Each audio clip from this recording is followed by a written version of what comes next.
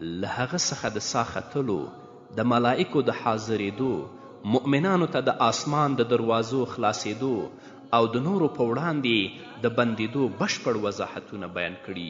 دلته دا باید یاد وساتو د مؤمن او غیر مؤمن ترمنځ توپیر څه دی، له بدن سره د روح تړاو په کومه طریقه دی.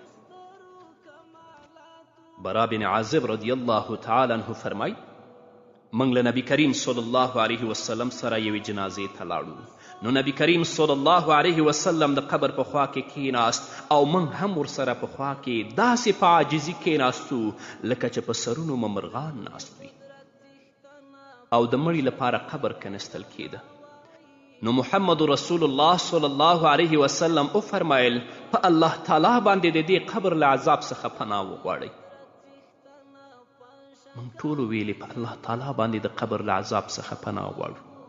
بیا نبی کریم صلی الله علیه وسلم وفرمایل کله چې مؤمن بنده له دنیا څخه روانیږي او آخرت ته یې مخه کیږي، نو له آسمان څخه ورته ملائک راکوز شي، مخونه یې داسې سپین وي لکه د لمر، له جنت څخه یې له ځان سره کفنونه او خوشبویي راوړې وي، راشي او د مړي په خوا کې په دومره اندازه کې کینی چې نظر یې ورته رسیږي، یعنی دومره لرې ترې کینی چې دا یې ایله ویني او د هغه د روح د راتلو انتظار باسي. بیا ورته ملک الموت راشي، د سر په خوا کې کینی او ورته ووایي ای پاکه روحه د الله له لورې بخښنې او خوشحالي ته راووځه. نو هغه په داسې بهیدو راوځي لکه د اوبو څاڅکي چې د خم له خولې نه راوځي. روح ملک الموت واخلي، خو کله چې واخلي نو دا نور ملائکې ورته د سترګې د رب په اندازه هم پرېږدي نه، تر دې چې په هغه کفن او خوشبویي کې واچوي او له هغې نه داسې خوږ بوی روان وي چې د ځمکې په مخ د اعلی مشکو هم خوږ وي. بیا محمد رسول الله صلی الله علیه وسلم وفرمایل دا ملائکې پورته روان کړي، د ملائکو په هره ډله چې ورتیریږي نو هغوی ورته وایي دا پاک روح مو له کوم ځایه راوړ، هغوی ورته وایي دا پلانی د پلانی زوی دی، او هغه غوره نوم یې یادوي چې په دنیا کې به پرې خلکو نوماوه، تر دې چې نږدې آسمان ته یې ورسوي، د دروازو د خلاصولو غوښتنه وکړي، نو د هر آسمان نږدې ملائکې تر بل آسمانه بدرګه کړي تر دې چې آسمان ته وخیږي. نو الله رب العزت وایي زما د بنده عملنامه په علیین کې ولیکئ او بیرته یې ځمکې ته واپس کړئ، ځکه ما له دې څخه پیدا کړي دي، په دې کې به یې واپس کوم او له همدې څخه به یې بیرته راوباسم. نو روح به بیرته بدن ته راوړل شي، دوه ملائک ورته راشي، په قبر کې کینئ او ورته ووایي چې ستا رب څوک دی؟ نو دا مسلمان بنده به ورته وایي چې زما رب الله دی. بیا به ورته وایي چې دین دې څه دی؟ دا مسلمان بنده به ورته وایي چې دین مې اسلام دی. بیا به دا ملائک ورته وایي دا سړی چې تاسې ته راغلی و څوک دی؟ بنده به ورته وایي دا د الله پیغمبر دی.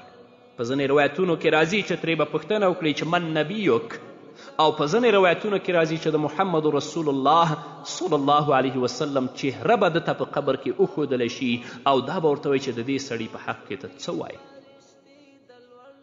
د دې سوال او ځواب په ختمېدو سره له آسمان څخه غږ وشي چې زما بنده رښتیا وویل.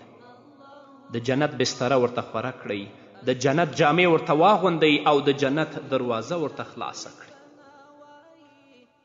د دې نعمتونو په حصول سره ورته د جنت خوشبویي راشي، قبر ورته دومره پراخ شي چې څومره یې نظر لګیږي،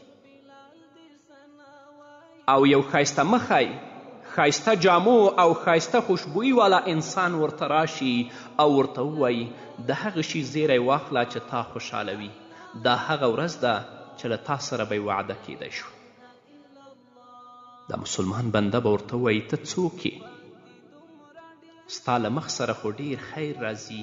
هغه به ورته وایي زه ستا نیک عمل یم، قسم په الله چې ته به د نیکي کارونو ته ډیر په بیړه ورتلې او له ګناهونو څخه به ډیر وروسته کېدې، نو الله تعالی دې تا ته ډیر خیر درکړي.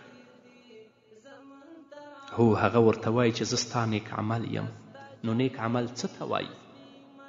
دا د هغه لمنځونه، روژې، نیکي، صدقې، ویره، ژړا، حج، عمره، د قرآن کریم لوستل، له رحمان ذات سره مینه، تهجد، له الله نه ویره، له مور او پلار سره ښېګڼه، د علم طلب، الله تعالی لوري ته بلنه او د الله رب العزت په لاره کې جهاد دی. نیک عمل دې ته وایي.